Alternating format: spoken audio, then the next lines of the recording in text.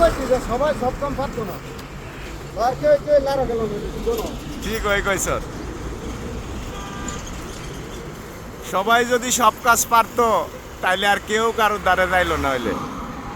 কারণ হ্যাঁ হ্যাঁ এবারে তো আর আমি আমার মিস্ত্রি নিয়ে লাভ আছে না না না মোটেও না আমি যদি পারতাম তাহলে তো এই গাছগুলা সব আমি কাটলাম হইলে